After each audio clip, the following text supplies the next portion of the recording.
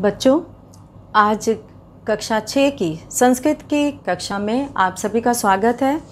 और अभी तक आप लोगों ने पाठ 3 तक पढ़ा है और पाठ 1 अकारांत पुल्लिंग शब्द था और पाठ 2 आकारांत स्त्रीलिंग शब्द और पाठ 3 जो है वो नपुंसक लिंग शब्दों पे था। तो इसमें आप लोगों ने अलग अलग प्रयोग देखा, जिसमें यह के लिए कहीं एषः का प्रयोग है और कहीं एषा का प्रयोग है और तीसरे पाठ में एतत् का प्रयोग है। तो इस तरह से एक ही अर्थ के लिए अलग अलग शब्दों का लिंग के अनुसार प्रयोग किया गया है।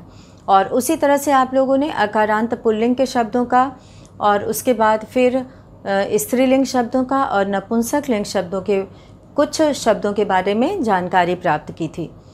और उसी सब जो चीज़ें आप लोगों ने सीखी हैं कि कहाँ पे किस तरह से प्रयोग करते हैं, एक वचन के साथ एक वचन की क्रिया, द्विवचन के साथ द्विवचन की क्रिया और बहुवचन के साथ बहुवचन की क्रिया।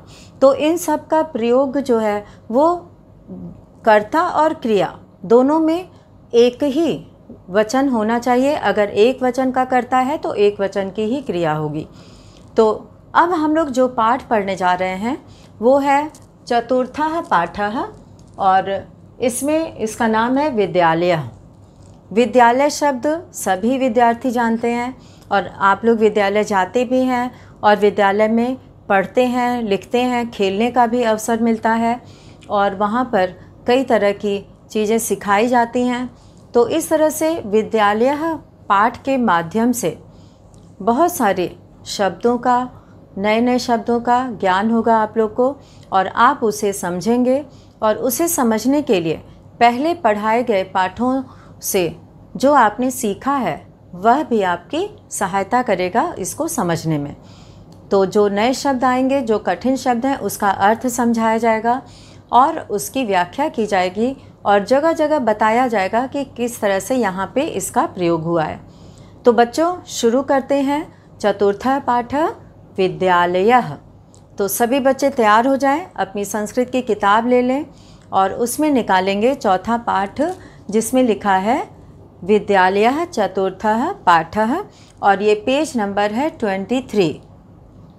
तो 23 पर विद्यालय पाठ निकालेंगे और इसमें देखेंगे कि चित्र बने हुए हैं और उसके बगल में वाक्य लिखा हुआ है और वाक्य जो लिखा है उसी से संबंधित चित्र बना हुआ है। तो सबसे पहला चित्र यहाँ पर बना है कि वहाँ पे शिक्षक हैं, बच्चे हैं और ये विद्यालय जैसा कि नाम ही है इस पाठ का, तो उसी से जुड़ी हुई चीज़ों का इस चित्र में वर्णन किया गया है, दिखाया गया है और उसी से संबंधित वाक्य लिखे हुए हैं। तो हम लोग शुरू करते हैं पहला वाक्य। तो पहले शुरू करते हैं जो यहाँ पे लिखा है एषः। तो एषः का प्रयोग आप लोगों ने पहले पाठ में भी एषः कः, एषः चषकः पढ़े थे आप लोग। तो एषः का अर्थ होता है, एषः का अर्थ है यह और यह जो है वो पुल्लिंग में होता है। तो पुल्लिंग के लिए एषः का प्रयोग करते हैं यह के लिए। तो ये इस शब्द से सभी छात्र परिचित हैं, सभी बच्चे जानते हैं कि ये पहले पाठ में भी आया है। तो उसी का प्रयोग इस पाठ में भी किया गया है। तो एषः का अर्थ है यह, विद्यालयः और विद्यालय का अर्थ सभी को पता है, विद्यालय, स्कूल, पाठशाला ये बोला जाता है इसे। तो विद्यालय का अर्थ है यहाँ पर विद्यालय। एषः विद्यालय, यह विद्यालय है।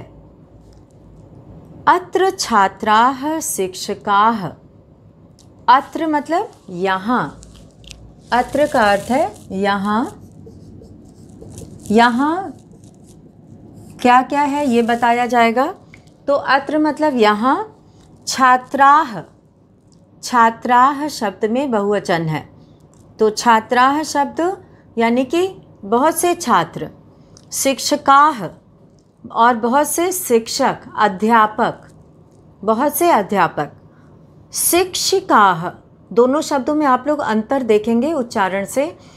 एक जगह लिखा है शिक्षकाः बहुवचन है ये, इसका अर्थ है बहुत से अध्यापक।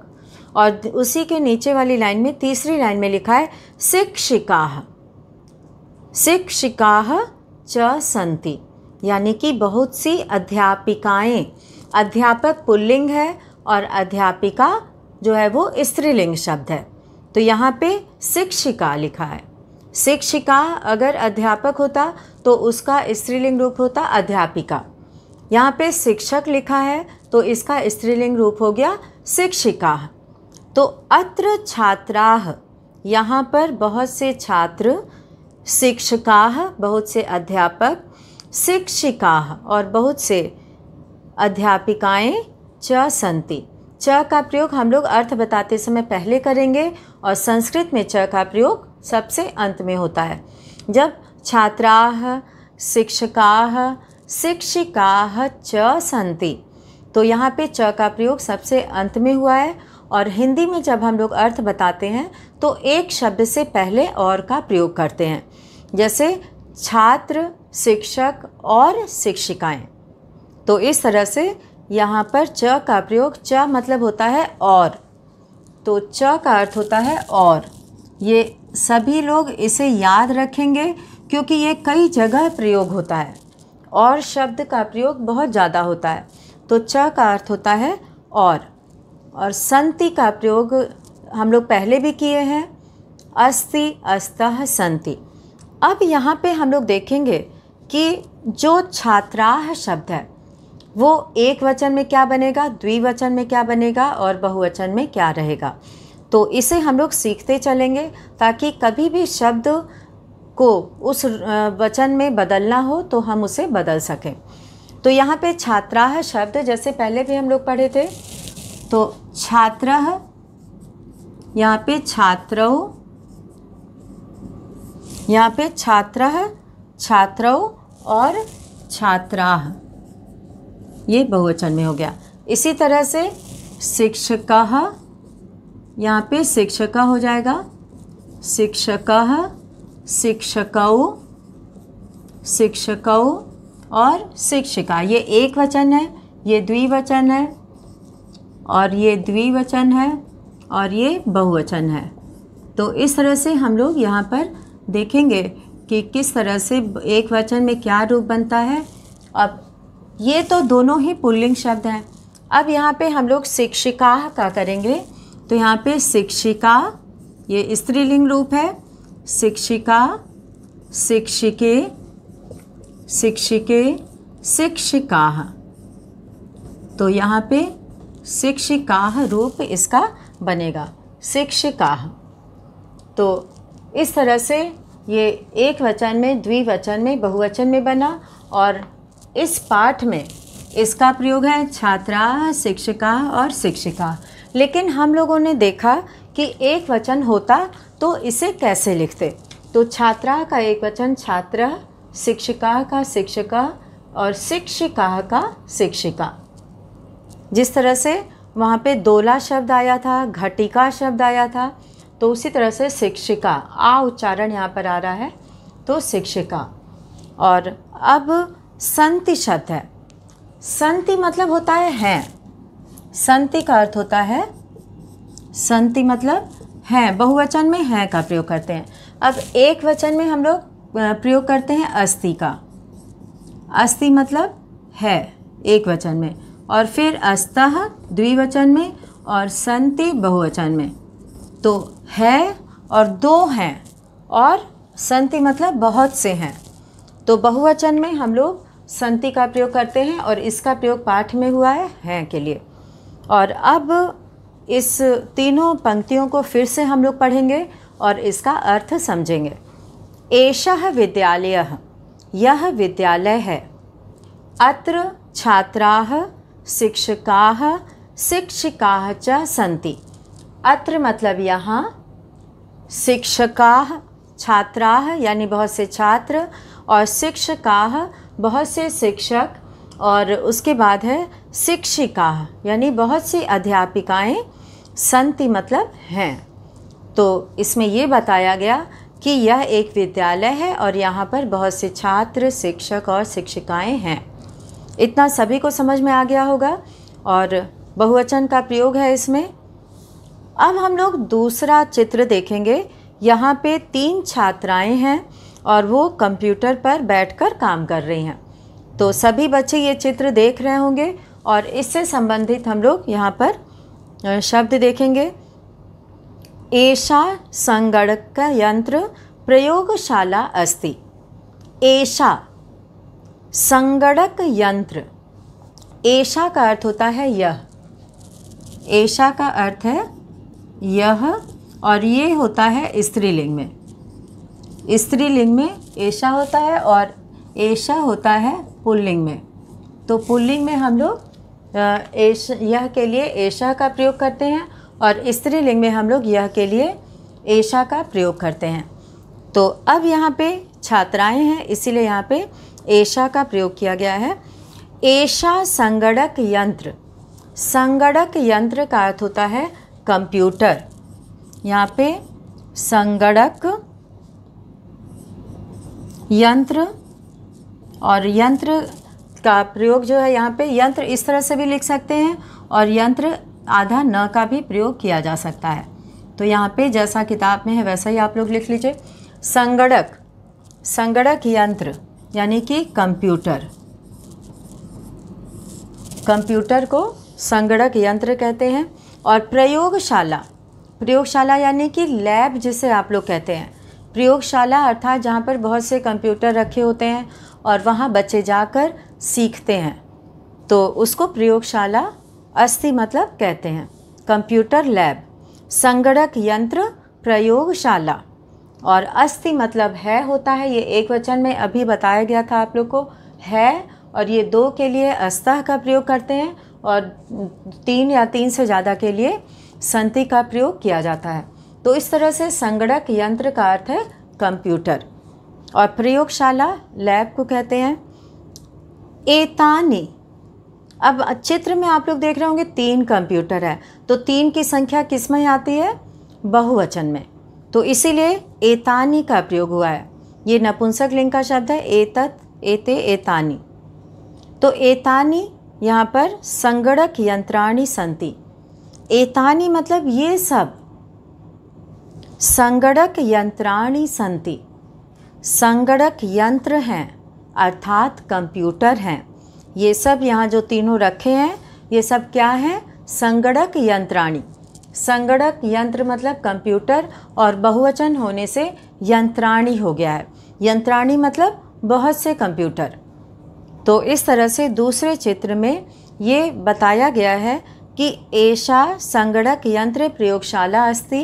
प्रयोगशाला शब्द जो है वो स्त्रीलिंग है, एषा का प्रयोग हुआ है, और संगणक यंत्र जो है वो नपुंसक लिंग शब्द है, इसीलिए एतानि का प्रयोग हुआ है। तो एतानि संगणक यंत्राणि सन्ति। अब है यहाँ पे हम लोग देखेंगे कि किस तरह से तीसरे चित्र में, अब तीसरे चित्र को सभी बच्चे देखेंगे। यहाँ पे एक बगीचा बना हुआ है और उसमें पेड़ हैं, फूल हैं, तो इसके बारे में इसी से संबंधित वाक्य लिखा हुआ है। तो यहाँ पे हम लोग देखेंगे कि पेड़ के लिए उद्यान को क्या कहते हैं, ये पहले भी आप लोगों ने पढ़ा है। तो उद्यान को जो है वो, उद्यान का अर्थ होता है बगीचा। तो बगीचा शब्द जो है उद्यानम, उद्याने, उद्यानानि। तो यहाँ पे हम लोग अर्थ देखेंगे कि एतत् अस्माकं विद्यालयस्य। तो यहाँ पे एतत् अस्माकं, एतत् मतलब यह, अस्माकं, अस्माकं का अर्थ होता है हमारा, अस्माकं मतलब हमारा। तो यहाँ पे एतत् अस्माकं विद्यालयस्य। अब सभी बच्चे सोच रहे होंगे कि विद्यालय ऊपर लिखा था, यहाँ पे विद्यालयस्य क्यों हो गया है? तो विद्यालयस्य यानी विद्यालय का। तो जिस तरह से आप लोगों ने हिंदी में कारक पढ़ा है, संस्कृत में वो विभक्ति होती है। प्रथमा विभक्ति कर्ता कारक, द्वितीया विभक्ति कर्म कारक, तृतीया विभक्ति करण कारक, चतुर्थी विभक्ति संप्रदान कारक, पंचमी विभक्ति अपादान कारक और षष्ठी विभक्ति संबंध कारक और सप्तमी विभक्ति अधिकरण कारक और फिर संबोधन आता है।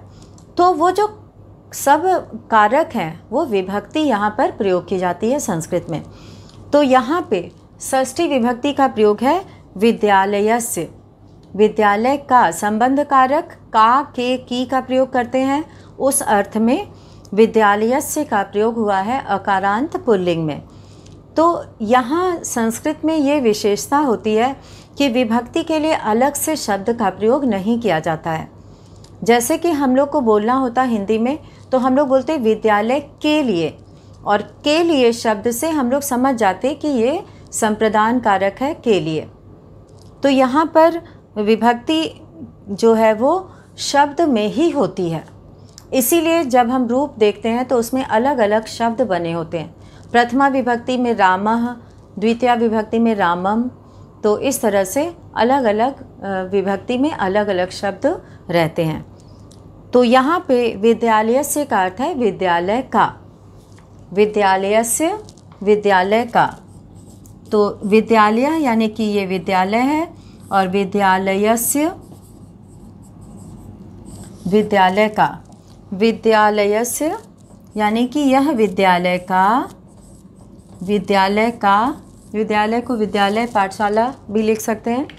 तो विद्यालय से मतलब विद्यालय का। उद्यानम अस्ति, उद्यानम मतलब बगीचा, अस्ति मतलब है। एतत्, एतत् का अर्थ है यह, अस्माकम हमारा, हमारा, विद्यालय से हमारे विद्यालय का, हमारे विद्यालय से विद्यालय का। उद्यानम अस्ति बगीचा है, उद्यानम मतलब बगीचा। तो यहाँ पे लिख देते हैं उद्यानम। उद्यानम का अर्थ होता है, ये शब्द पहले भी आप लोगों ने पढ़ा है। तो उद्यानम का अर्थ हो गया बगीचा, जिसमें पेड़ पौधे और फूल आदि होते हैं। तो इस तरह से उद्यानम है, बगीचा है।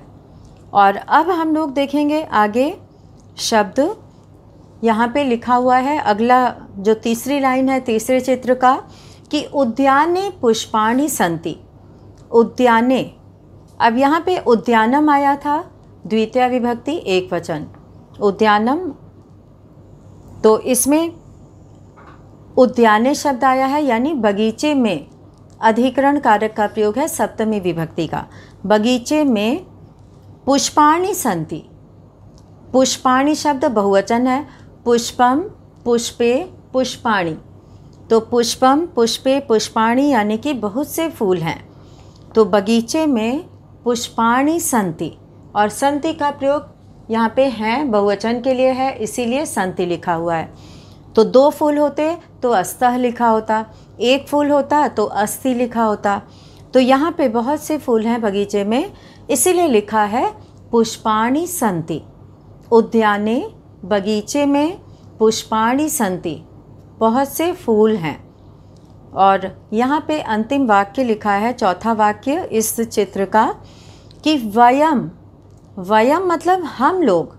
यहाँ पे वयम शब्द आया है और वयम का अर्थ होता है हम सब, हम लोग या हम सब, इसके लिए वयम का प्रयोग किया जाता है।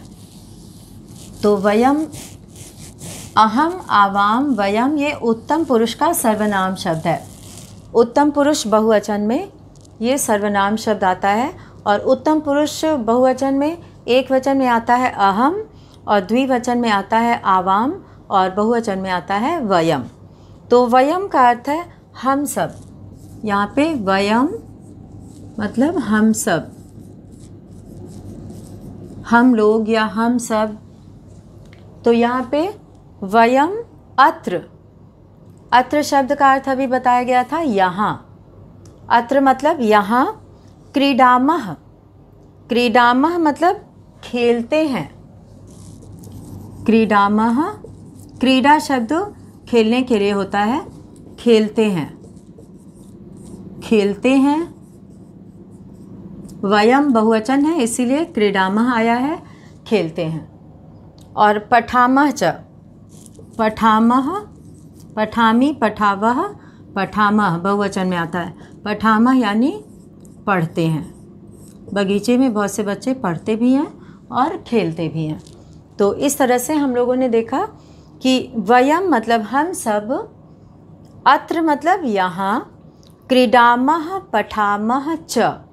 च का अर्थ और होता है, ये पहले भी हमने बताया है। तो इसमें आप लोग देखेंगे कि क्रीडामः और पठामः के बाद च लिखा हुआ है। और जब हम लोग हिंदी में बोलते हैं तो लिखते हैं, हम लोग क्या बोलते हैं, खेलते हैं और पढ़ते हैं। बीच में च का, दो होता है तो बीच में च का प्रयोग करते हैं, और दो से ज़्यादा चीज़ें होती हैं तो जो अंतिम शब्द होता है उसके पहले और का प्रयोग करते हैं।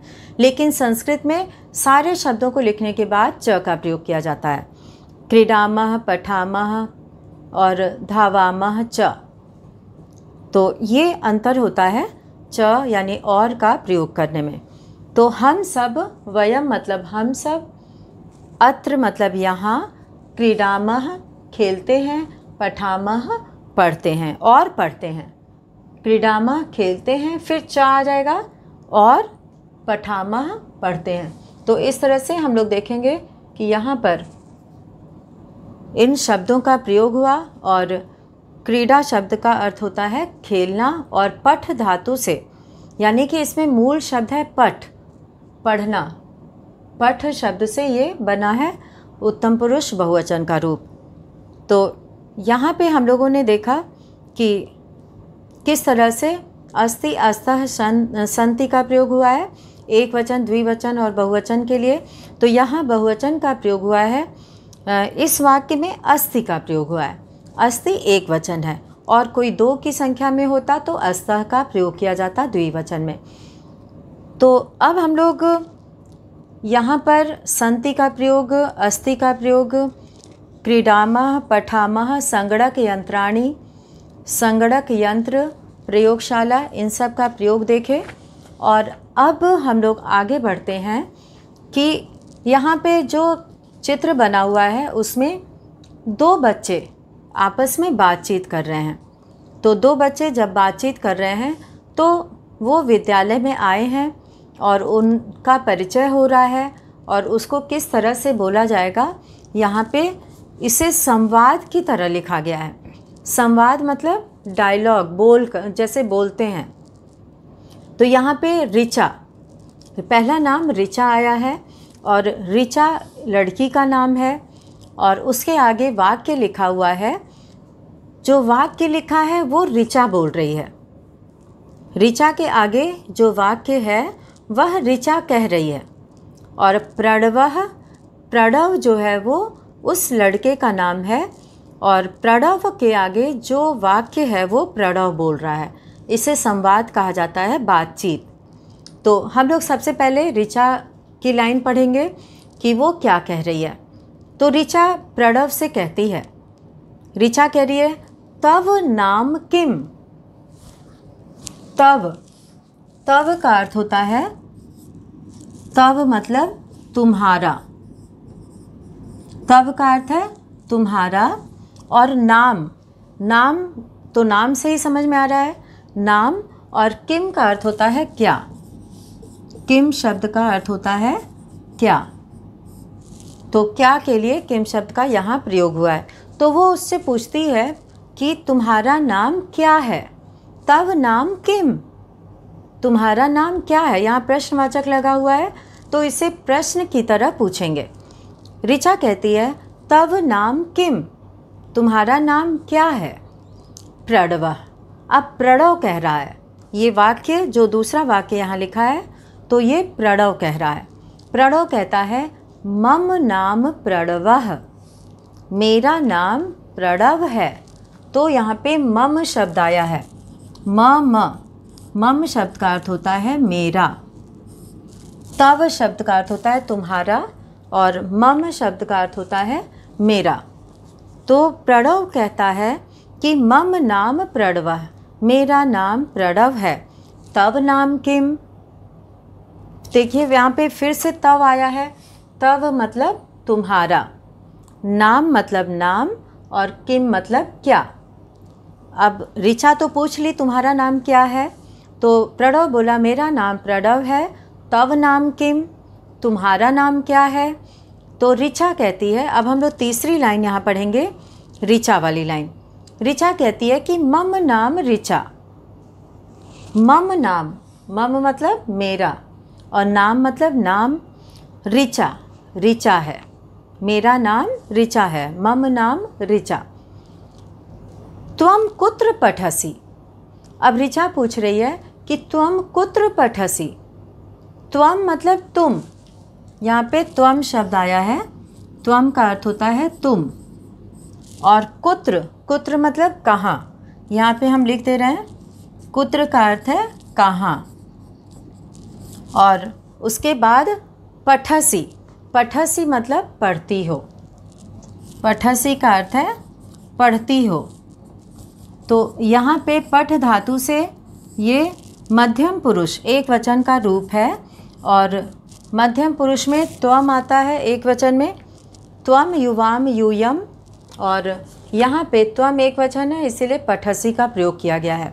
तो त्वम कुत्र पठसि, तुम कहाँ पढ़ती हो। त्वम कुत्र पठसि, तुम कहाँ पढ़ती हो। प्रणवः, प्रणव कहता है अहम अत्र एव पठामि। अहम मतलब मैं, यहाँ ऊपर हम लिखेंगे वयम मतलब हम सब, और अहम मतलब मैं।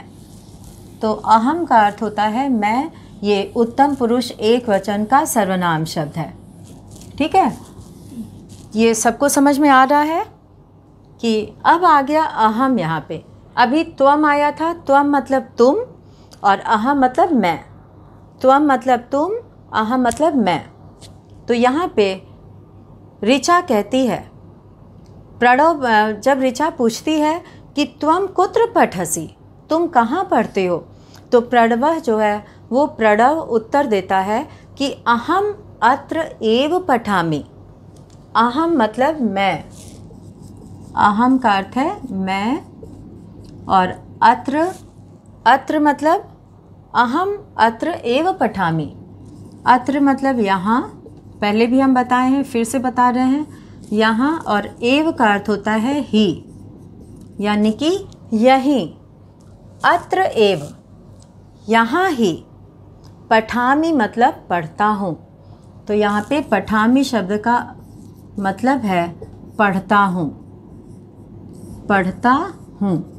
तो इस तरह से यहाँ पे अहम के साथ पठामि का प्रयोग हुआ है और त्वम के साथ पठसि का प्रयोग हुआ है। तो इसे आप लोग बाद में धातु रूप में सीखेंगे कि किस तरह से जिस वचन का सर्वनाम शब्द होता है उसी पुरुष का और उसी वचन का जो है वहाँ पे धातु रूप भी लिखा जाता है, क्रिया भी होती है। और अब हम लोग यहाँ पे देखेंगे कि अब जब प्रणव बताया कि अहम अत्र एव पठामि, मैं यहीं पर पढ़ता हूँ, तो ऋचा पूछती है, ऋचा क्या जवाब देती है कि अहम अपि, मैं भी। अहम यानी मैं और अपि मतलब भी, यहाँ पे लिख दे रहे हैं अपि। अपि का अर्थ है भी, मैं भी। अत्र एव यानी कि मैं भी, अत्र एव मतलब यहीं। अत्र एव यहाँ पहले भी ऋचा वाली लाइन में आया था, प्रणव वाली लाइन में, कि अत्र एव, और वो भी कहती है कि अहम अपि अत्र एव, मैं भी यहीं, यहीं। पठामि मतलब पढ़ती हूँ। तो ऊपर जो पठामि शब्द आया था, यहाँ भी पठामि शब्द आया, वो बोलता है कि मैं यहीं पढ़ता हूँ। तो ऋचा भी बताती है कि अहम अपि अत्र एव पठामि, मैं भी यहीं पढ़ती हूँ। इदानीम आवाम मित्रे स्वः। इदानीम आवाम, इदानीम शब्द जब दोनों का परिचय हो गया और दोनों ने अपना नाम बताया और वो पूछती है कि कहाँ पढ़ते हो, और वो पूछती है कि तुम कहाँ पढ़ते हो, तो दोनों बताते हैं कि हम दोनों यहीं पर पढ़ते हैं। तो यहाँ पे एक शब्द आया है इदानीम। तो इदानीम का अर्थ होता है इस समय, अब, यानी कि जब हम लोग का परिचय हो गया, या इस समय यानी कि अब हम दोनों ने एक दूसरे को जान लिया है और एक ही स्कूल में पढ़ते हैं। तो इदानीम आवाम, आवाम का अर्थ है हम दोनों। आवाम का मतलब है हम दोनों, अर्थात ऋचा और प्रणव। हम दोनों मित्रे स्वः, मित्रे यानी कि मित्र, मित्र यानी दोस्त, और स्वः मतलब हैं। मित्रे स्वः यानी कि हैं।